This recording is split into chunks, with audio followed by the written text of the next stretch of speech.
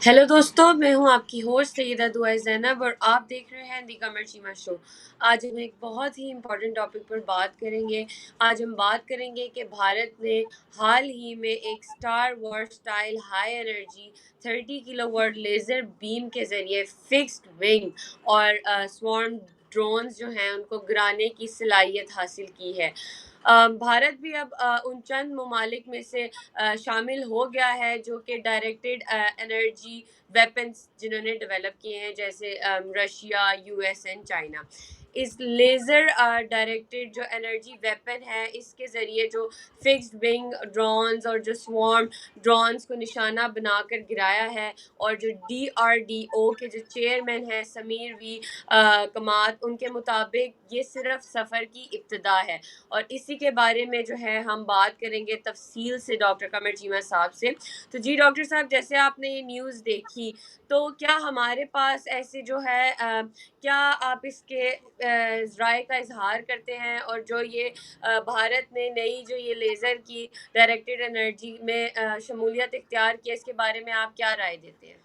बहुत शुक्रिया। देखिए, पहली बात तो ये है कि इंडिया बहुत देर से कोशिश कर रहा है, टेक्नोलॉजी के ऊपर पैसा लगा रहा है, ठीक है? जिसकी वजह से इंडिया ये चीज़ें वो जिसे कहते हैं ना कर पा रहा है। जब इंडिया बात करता है ना that it is interested in self reliance, तो बेसिकली ये चीज़ है वो जो सामने आती है। तो ये बेसिकली सेल्फ रिलायंस है। और कहा जा रहा है कि ये इंडिया ने एक एलीट क्लब को ज्वाइन किया है जिसमें बहुत सेलेक्ट ग्रुप्स हैं, जिसमें अमेरिका है, रशिया है, चाइना है, and they have this capability कि ये जो फिक्स्ड विंग ड्रोन्स हैं और जो स्वॉर्म ड्रोन्स हैं उनको हिट कर सकता है, शूट डाउन कर सकता है। अच्छा, बहुत सारे लोगों को नहीं पता शायद ड्रोन स्वॉर्म क्या होता है।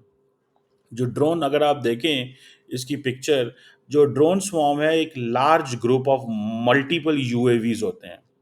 अ large group of multiple unmanned aerial vehicles होते हैं, छोटे छोटे होते हैं, जो इकट्ठे उड़ते हैं। और ये यूनिफाइड होते हैं, कोऑर्डिनेटेड एक एंटिटी होती है। और ये एक दूसरे के साथ ये जो ड्रोन्स भी कम्युनिकेट कर रहे होते हैं, सिंक्रोनाइज कर रहे होते हैं। इनकी मूवमेंट सिंक्रोनाइज करती होती है इस ड्रोन स्वार्म की।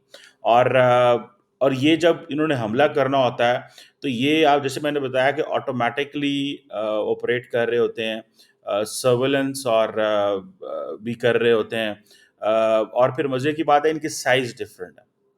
और फिर ये है कि इनकी जो एबिलिटी है काम करने की, वो थोड़ी इस तरह है कि ये जो वो जिसे कहते हैं ना कि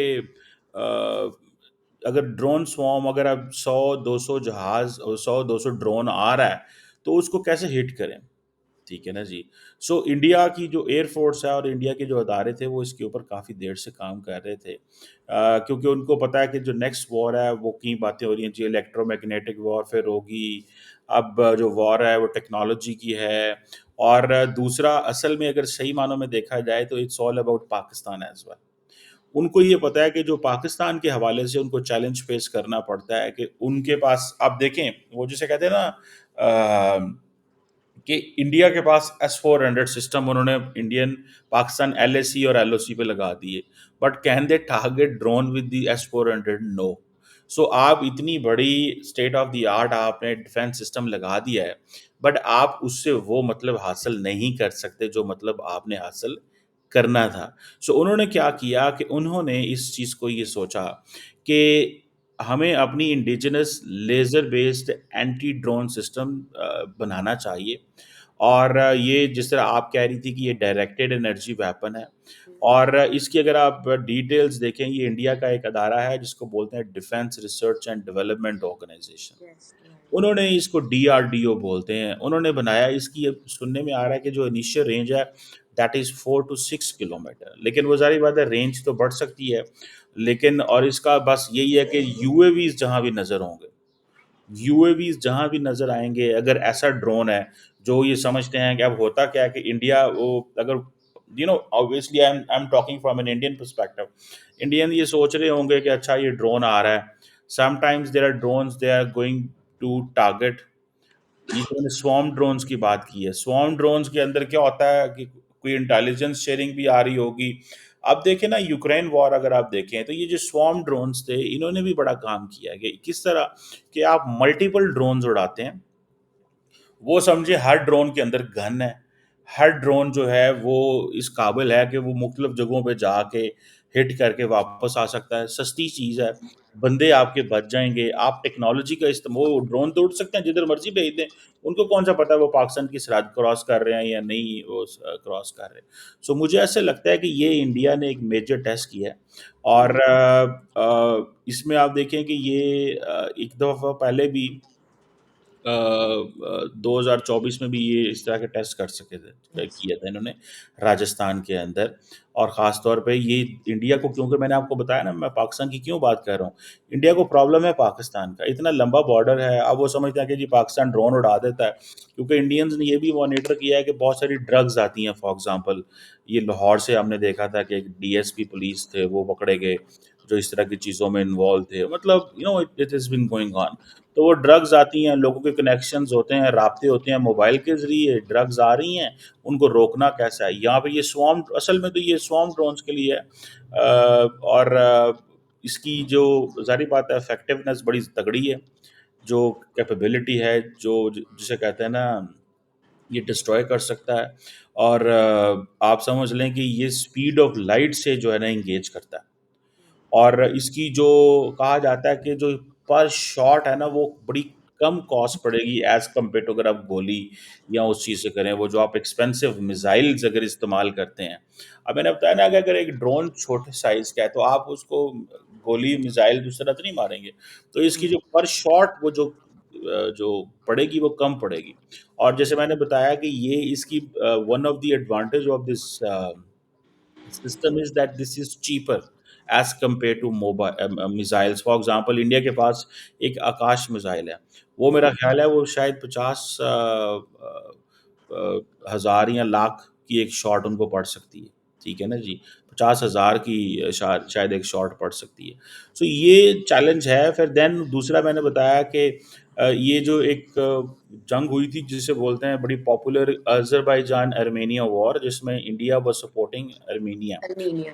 जी, और इसमें आप देखें कि ये जो इफ़ेक्टिव है अगेंस्ट स्वॉर्म ड्रोन, जैसे मैंने शुरू में कहा। सो ये इस जंग में ये I think Azerbaijan was getting all kind of this technology from Turkey. वो टर्की से ये टेक्नोलॉजी ले रहे थे और उन्होंने इसके ऊपर काफ़ी काम किया। सो जिसके अंदर अनलिमिटेड एम्यूनेशन है। जब तक इसको पावर आप देते रहेंगे, ये जो है वो करता रहेगा। और फिर दूसरा ये है कि ये साइलेंट है, मतलब बड़ी गन्स की तरह वो नहीं है, आवाज़ें नहीं आती।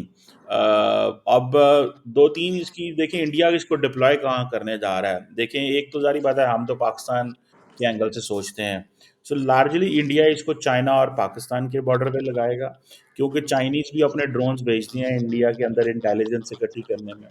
अब अच्छा इसका ये है कि ये जो इस पूरे के पूरे सिस्टम को, ये जिसकी तस्वीर आप देख रही हैं, इसको इंस्टॉल करना भी थोड़ा-सा चैलेंज है। ये कहाँ-कहाँ लगाना है, क्या करना है? सो लार्जली तो पाकिस्तान एंड चाइना बॉर्डर के ऊपर लगाएँगे ये।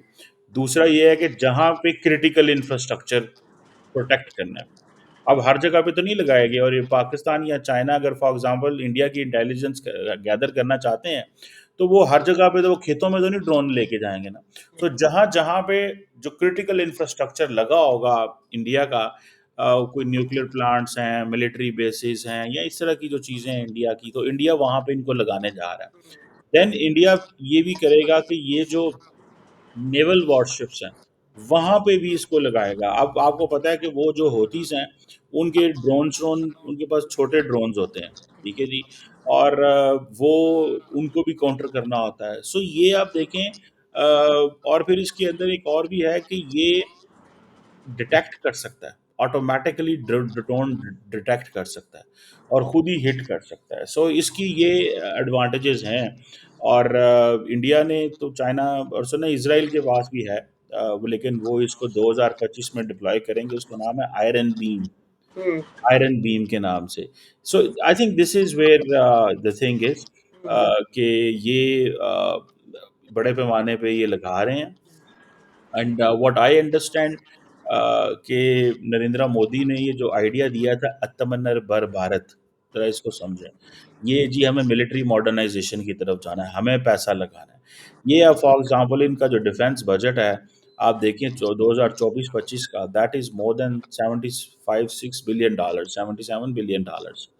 और दूसरा ये है कि ये इंडिजिनस मैन्युफैक्चरिंग पे फ़ोकस कर रहे हैं। जब आपका आइडिया ये हो कि आपने इंडिजिनस मैन्युफैक्चरिंग करनी है, दूसरा आपका आइडिया हो आपने आत्मनिर्भर भारत, आपका आइडिया है कि हम हर चीज़ यहाँ बनाना चाहते हैं। फॉर एग्ज़ाम्पल फ्रांस को क्या कहा है कि तुम हमारे पास आओ, यहीं पे हमें ट्रांसफ़र ऑफ टेक्नोलॉजी करो। अमेरिका के साथ अब इंडिया की जो डील्स क्यों मैच्योर बहुत सारी नहीं हो रही कि India is asking for transfer of technology, Americans मानते नहीं हैं। इंडिया कहता है मैं डिफेंस जो सप्लाई में एंगेज करना चाहता हूँ, आगे जाना चाहता हूँ, सो मुझे ही इसमें आप ट्रांसफ़र ऑफ टेक्नोलॉजी करें। सो हुँ, वो कंट्रीज़ जो इंडिया को ट्रांसफ़र ऑफ टेक्नोलॉजी करेंगे, India is interested to work with them. जैसे स्पेन है, ये जैसे जर्मनी है, ये मुल्क जो हैं। सो इंडिया अपनी डिफेंस प्रोडक्शन बढ़ा के देन फिर क्या करेगा, फिर उसको एक्सपोर्ट करेगा। और जैसे अभी रिसेंटली मैंने बात की थी कि इंडिया तकरीबन ऑलमोस्ट 100 कंट्रीज़ को सपोर्ट दे रहा है, कहीं न कहीं पे, ठीक है? अब छोटे-छोटे चीज़ें उनको भेज रहा है। अब फॉर एग्ज़ाम्पल इंडिया ने राफ़ेल बाहर से लिया। अब अभी तो इंडिया के पास इतना टाइम नहीं है कि वो राफ़ेल को पहले आर्मी के लिए लिए, अब नेवी के लिए ले रहे हैं, अगले दिन ऑर्डर इन्होंने किए हैं। 6-7 अरब डॉलर के। तो अब इनको ये चाहिए थोड़ी-थोड़ी चीज़ें, जो बड़ा मेजर इंफ्रास्ट्रक्चर है ये ले लेते हैं, बाकी चीज़ें ये जो हैं वो कर लेते हैं। फॉर एग्ज़ाम्पल इन्होंने अमेरिका से MQ-9B सी गार्डियन ड्रोन्स लिए, ठीक है जी। वो इंडिया के अंदर आके असेंबल किए जाएँगे। सो वो आप देखेंगे वो बहुत सारी कोशिशें कर रहे हैं कि हम इसमें वो जिसे कहते हैं ना अ एक एक अपनी एक बड़ा इंफ्रास्ट्रक्चर बाहर से ले लें, छोटा इंफ्रास्ट्रक्चर जो है अंदर बना लें। अभी वो आर्मी के लिए, नेवी के लिए, एयरफोर्स के लिए, मिसाइल डिफेंस सिस्टम में, हर जगह वो लगे हुए हैं। अभी आपको याद होगा कि जो ब्रह्मोस है, इन्होंने रशिया और इंडिया की जॉइंट प्रोडक्शन है, ठीक है? अभी हुँ, उन्होंने फिलिपाइन को एक्सपोर्ट किया, ठीक है जी। फिर इसी तरह और एक आकाश, इनका नेक्स्ट जनरेशन एयर डिफेंस है, वो भी इन्होंने बनाया है। तो अब जो इंडिया को एडवांटेज है या इंडिया जिस चीज़ पे फोकस करना चाहता है, दैट इज़ प्राइवेट सेक्टर। वो हुँ, प्राइवेट सेक्टर को फोकस करना चाहते हैं, इसीलिए आपने देखा होगा कि अदानी डिफेंस, टाटा डिफेंस, ये सारे लोग जो हैं वो आ गए हैं। अच्छा, पाकिस्तान के अंदर ये प्राइवेट डिफेंस वाली कोई बात नहीं है।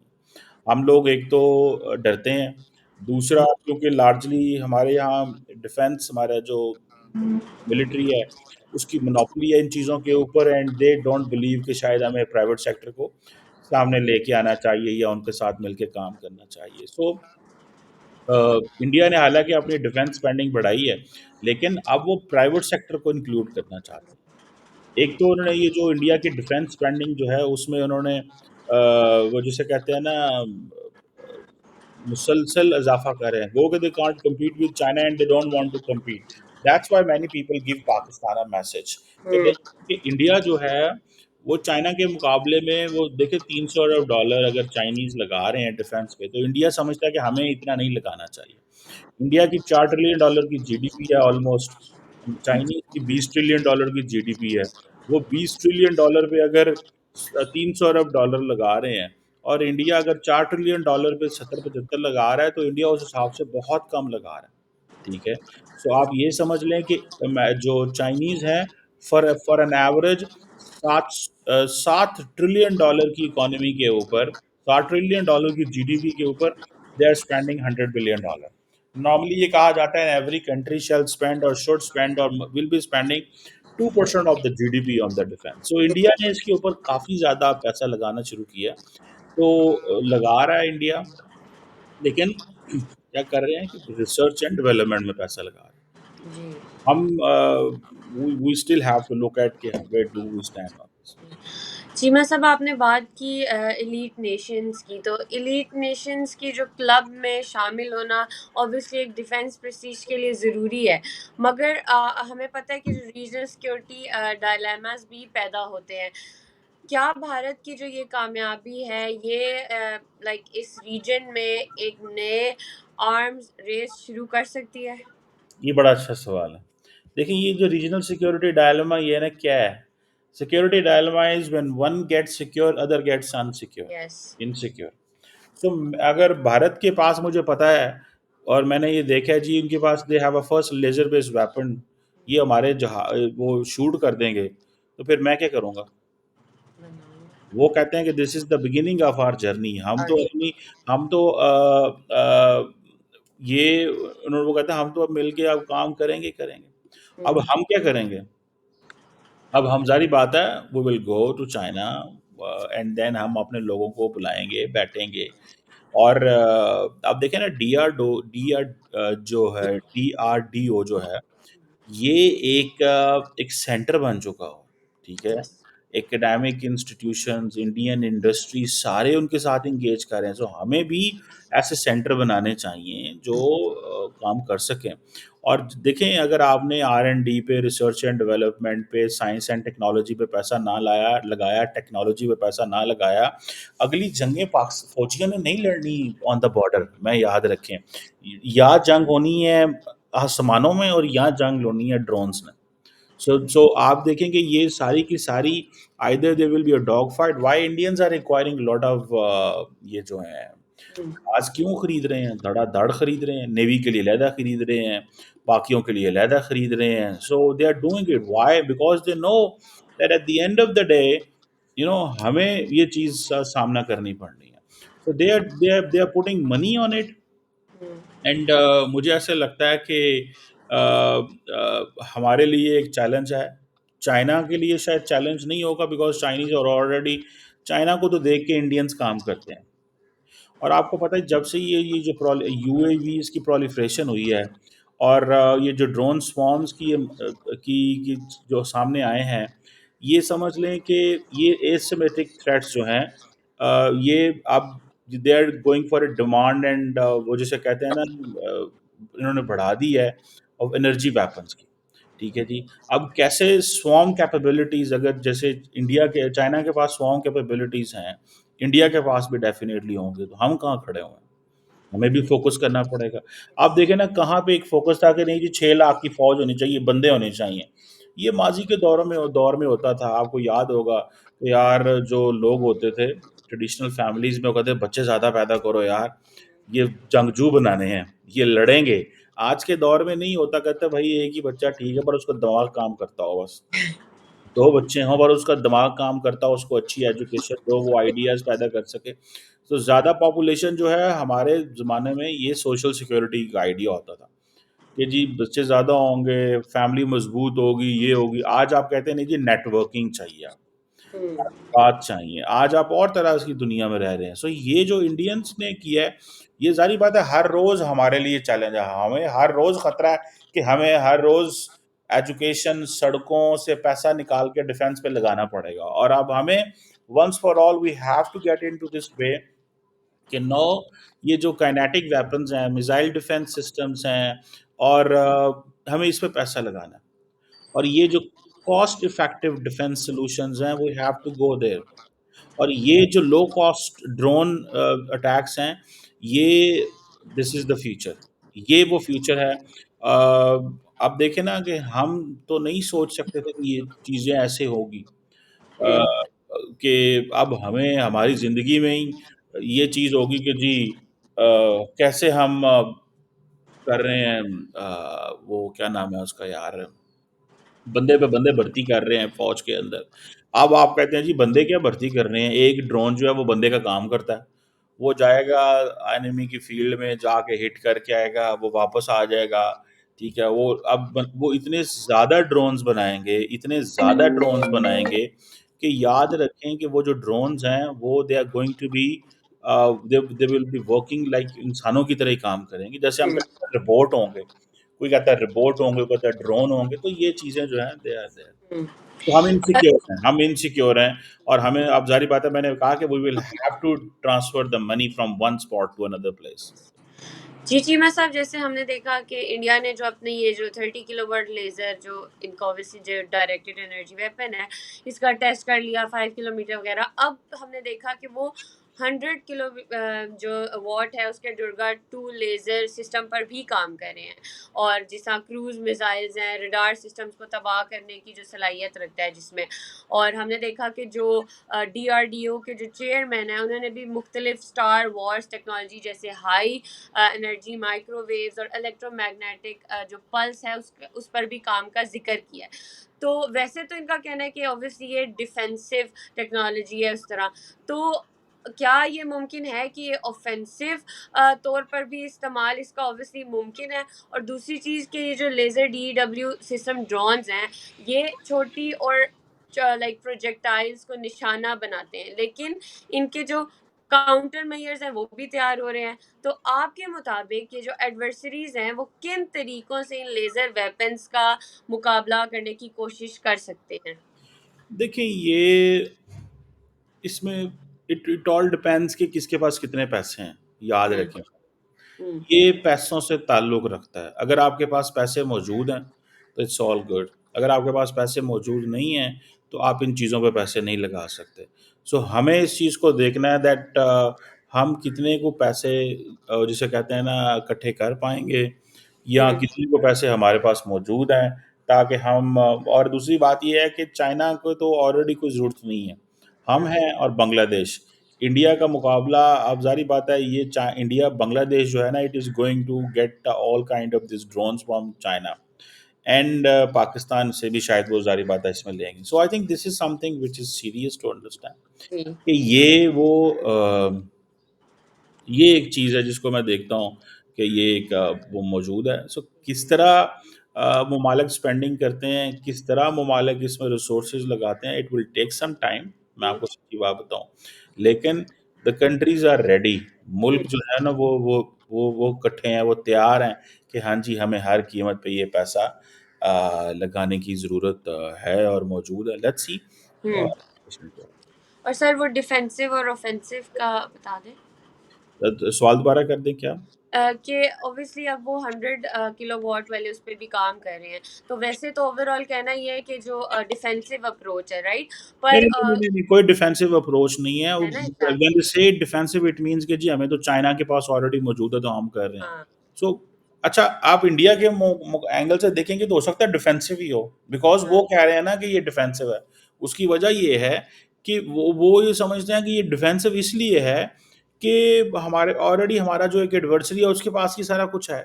हाँ, बात तो सही करते हैं और जो ऑफेंसिव है उसमें ये है कि नोबडी अंडरस्टैंड्स कि हमारे लिए तो ऑफेंसिव है ना, हमारी हुँ, तो कैपेबिलिटी कंप्रोमाइज़ हो रही है, हमारे लिए तो चैलेंज बढ़ रहा है। सो आई थिंक इट्स हुँ। ठीक है। एक लास्ट क्वेश्चन सर, कि जो पाकिस्तान के जो हमने एयर डिफेंस सिस्टम्स हैं, वो अभी तक हमने देखा कि ट्रेडिशनल मिसाइल और रडार सिस्टम बेस्ड हैं। इंडिया के जो हैं वो अब ऑब्वियसली आज हमने देखा कि वो काफ़ी आगे जा रहे हैं। तो इस नई थ्रेट के खिलाफ हमें अपनी R&D और ऑपरेशनल डॉक्ट्रिन्स में क्या तब्दीलियाँ लानी चाहिए? देखिए, मज़ीद पैसा लगाना चाहिए, इंस्टीट्यूशंस जी, बनाने चाहिए, फ़ौज को नए अंदाज़ से सोचना पड़ेगा, अदारे इस्टेब्लिश करने पड़ेंगे और हम काम कर भी रहे हैं। फॉर एग्ज़ाम्पल बलूचिस्तान, केपी जैसे इलाकों में जो हमें चैलेंजेज़ हैं उसमें हमें अपने बंदे भेजने की बजाय रोज़ाना वो फ़ौजी हमारे शहीद होते हैं, किस तरह फ़ौजियों को बचाना है और किस तरह टेक्नोलॉजी को आगे लेके आना है, मेरा ख़्याल है इसके ऊपर तो हंगामी बुनियादों पे काम होना चाहिए। But for yes. This you need a lot of money and at the same time मेरा ख़्याल है जो फ़ौज का जो साइज़ है वो भी अगर कम हो तो दैट इज़ बेटर कि अगर हुँ, आप अगर टेक्नोलॉजी पे पैसा लगा रहे हैं ये तो नहीं किया जा सकता कि आप बंदे भी भर्ती किए जाएँ और फ़ौज और ड्रोन फ्री टेक्नोलॉजी पे भी पैसा लगाते जाएँ, it's is difficult but looking हमारा जिस तरह का टेरेन है, अफ़गानिस्तान पूरे का पूरा अनमैन्ड है, इंडिया चैलेंज है, ईरान चैलेंज है, तो फिर हमें बंदे भी चाहिए, तो हमारा डिफेंस स्पेंडिंग इससे बढ़ सकती है। जी, बहुत शुक्रिया चीमा साहब। तो दोस्तों आज हमने बात की भारत के जो हाल ही में star war style energy 30 kilowatt laser beam के ज़रिए फिक्स्ड विंग और स्वार्म ड्रोन्स को गिराने की सलाहियत हासिल की है, जिसके बाद हमने देखा कि वो अब उन चंद ममालिक में शामिल हो गया है जिन्होंने डायरेक्टेड एनर्जी वेपन्स डेवलप किए हैं, जैसे यूएस, रशिया एंड चाइना। और हमने देखा कि जो डीआरडीओ के चेयरमैन हैं, उनका कहना था कि ये सिर्फ सफ़र की इब्तिदा है। अगर हम इधर पाकिस्तान की बात करें तो पाकिस्तान को इससे सीखना चाहिए और इंस्टीट्यूशंस बनाने चाहिए, अपनी टेक्नोलॉजी पे स्पेंडिंग करनी चाहिए, ज़्यादा टेक्नोलॉजी पे काम करना चाहिए, क्योंकि पाकिस्तान के अभी तक ट्रेडिशनल मिसाइल्स और रडार सिस्टम्स ही चल रहे हैं। और पाकिस्तान को इस चीज़ में अब काफ़ी कंसर्न शो करना चाहिए जल्द अज जल्द। फिर मिलेंगे एक नए टॉपिक के साथ नए एपिसोड में। Take care. अच्छा, एक